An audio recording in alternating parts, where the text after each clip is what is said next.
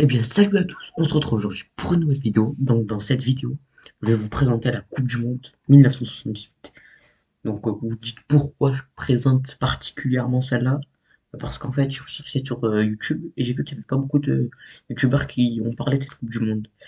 Et j'ai vu que sur YouTube, il y a beaucoup de gens qui recherchent cette vidéo. Donc, je me suis dit, bon, les gens ils recherchent beaucoup ce sujet et il n'y a pas beaucoup de personnes qui ont fait ce sujet. Du coup, on va gratter les vues. Donc, c'est pour ça que je tourne cette vidéo. Donc là, il est 21h50. Je tourne tard le soir. Ouais, moi, je sais pas. C'est pour le lendemain. Donc là, faut que je tourne la vidéo, je fasse le montage. Bon, demain, j'ai le temps de faire la miniature, les tags, tout le reste. Mais bon, là, faut que je fasse la vidéo et la miniature. Donc là, je suis en train de perdre du temps. J'aimerais bien dormir, moi, s'il vous plaît. Donc, c'est parti pour la vidéo. Donc oui, avant que la vidéo commence, j'aimerais vous présenter, faire un petit sommaire. Donc, on va parler d'abord des équipes, donc les équipes majeures. Ensuite, je vais vous parler de la phase de groupe. Ensuite, la phase finale, les statistiques et enfin les prix. Parce que je vais vous dire le troisième, quatrième, le soulier d'or, je sais pas quoi. T'as capté. Donc, c'est parti pour les équipes majeures. Donc, comme équipe majeure en premier, on a l'Argentine. Donc, c'est le pays organisateur. Donc, moi, comme joueur, je ne connais que un. Enfin, j'en connais pas beaucoup, donc c'est Mario Kempes, c'est l'attaquant. Il était trop chaud, lui, ça se voit, c'est un phénomène. Bon, j'étais pas né, je peux pas vous dire si c'était vraiment trop fort. Mais j'ai vu quelques vidéos sur lui sur YouTube, enfin, j'ai vu quelques vidéos de lui sur YouTube, et il avait l'air vraiment pas mal. Donc, il y a que Mario Kempes. Ensuite, comme gardien, le gardien titulaire, ça a l'air d'être Hector Baley. Ensuite, on a quelques petits joueurs comme si par-ci, par-là, ouais. Par-ci, par-là, je veux dire. Donc, on continue ensuite avec la deuxième équipe qui est le Brésil. Vous connaissez Brésil 78, ça doit être une équipe assez forte normalement. Donc, comme joueur, je connais Zico, je connais Rivellino, je connais Batista, Chicao, Zé Sergio, Gil, Jorge Mendoza, Roberto Di Namite. Enfin, lui, je le connaissais pas, c'est juste pour faire croire que je suis intelligent.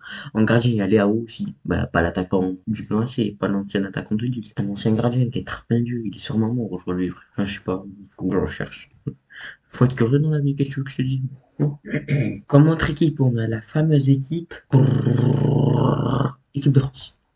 Donc il y a Dominique Baratelli, ensuite Gérard Jombion, François Bracci, je sais pas comment on dit, Christian Lopez, Patrice Rio, pardon, Marius Trésor, lui, c'est un phénomène. Lui, c'est vraiment un trésor. Je suis drôle. Ouais, non, l'humour, c'est pas fait pour moi. Ensuite, on a Jean-Marc Guillon, Henri Michel, Claude Papy, Jean Petit, Michel Platini, Bernard Lacombe, Dominique Rocheteau, DJ Six, les trucs de location de voiture là, tu connais. Les pubs sont matrixés. Et ensuite, enfin, Olivier Rouillet. Et l'entraîneur, c'était Michel Hidalgo. Ça me fait un truc, ça. Mais je connais pas. Ensuite, on avait l'Italie. L'Italie, ils étaient très chauds aussi à l'époque. Donc, comme joueur de l'Italie, je connais pas grand monde. Je connais Paolo Rossi, Dino Zoff, Paolo Conti. Je connais qui encore? C'est tout. Je connais que ça. Ouais. Donc, on continue ensuite avec une autre équipe. Et je crois pas qu'il en reste beaucoup. Ouais. Donc, c'est les Pays-Bas. Pays-Bas, là, je dois connaître plein de joueurs normaux. Donc, je connais Pietre, non, Pietre Schwieger. Je sais pas quoi, là, je connais pas. Je connais qui, moi? Ah, Renzenbrink, je le connais, lui. Johan Neskens, voilà, je le connais. Il y a un youtubeur qui a fait une vidéo sur lui, c'était le bras droit de Johan Cruyff. D'ailleurs, il y a Cruyff, il a pris sa retraite. Ruud Krol, je connais aussi. Ça me dit un truc, mais je connais pas, mais genre, ça me dit un truc, ça compte. Comme joueur que je connais, parce qu'il est dans ma culture G.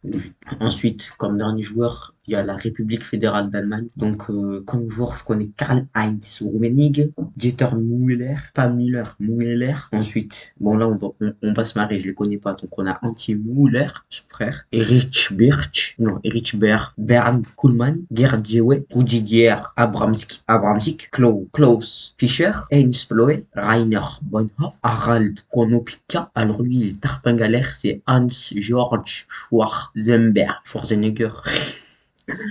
Ta gueule. Moi, t'inquiète, toi, quitte pas la vidéo, je parlais pas à toi, tu le sens. J'ai pas le sanglier, tu ressens de la veine. Ah, c'est l'artère mémorielle. T'as vu la grosse artère dans la jambe, tu sais.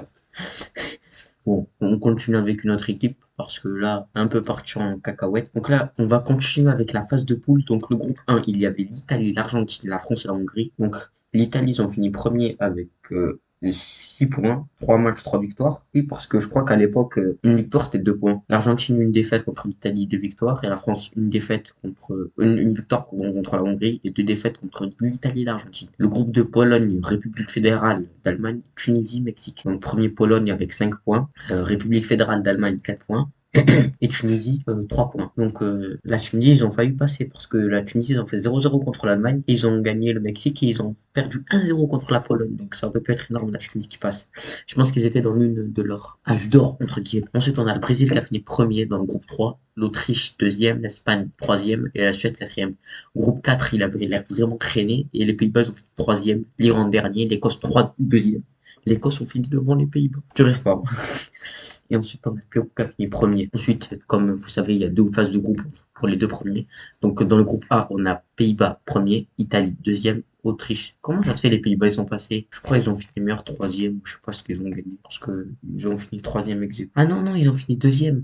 C'est le goal average. Le goal average entre eux et l'Écosse, eh ben, ils ont fait passer devant. Ensuite, Pays-Bas premier, Italie deuxième, Autriche troisième et Allemagne quatrième. Ensuite, groupe B, Brésil et Argentine, premier ex aequo, mais Argentine devant. Pérou, ils jouent. Ils ont marqué 0 but, ils ont pris 10 buts. Ça pique, ça picote.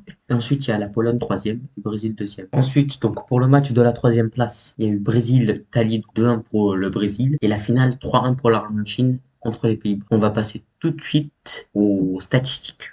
Donc le meilleur buteur c'était Mario Kempes avec 6 buts marqués. Deuxième c'est Rob Rensenbrink avec 5 buts marqués. Et le troisième ex aequo avec le deuxième, c'est Teofilo Cubillas avec 5 buts marqués. Statistiques du tournoi, donc c'est 102 buts marqués, 59 jaunes, 3 cartons rouges, 2,7 buts marqués en moyenne. Pour les prix, alors, vous le savez, premier Argentine, deuxième Pays-Bas, troisième Brésil, quatrième Italie. Ballon d'or Adidas, parce que ouais, bon Adidas, je crois que sponsorisait la Coupe du Monde. Donc, aujourd'hui c'est pas le cas, mais avant oui.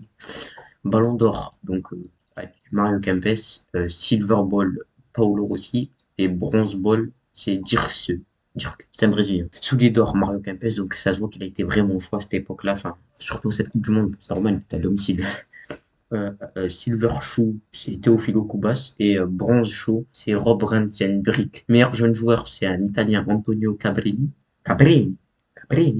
Cabroncito. Ensuite, le prix du fair play a été attribué à l'Argentine. Et je crois qu'on a fini. Ah bah oui, c'est la fin de cette vidéo. Donc moi je suis à 10 minutes de rec. J'espère que ça va pas faire 10 minutes de vidéo parce que je pense pas que vous allez rester toute la vidéo. Donc voilà, on se retrouve très prochainement pour une nouvelle vidéo. Dites-moi si ce genre de concept vous plaît. Dites-moi si vous voulez que je fasse une autre Coupe du Monde, un autre Euro, une Ligue des Champions, une Ligue 1, une Série A, une Première Ligue. Bref, t'as compris. N'hésite pas à me bombarder dans le commentaire comme je t'ai dit, j'ai de présentes vidéos.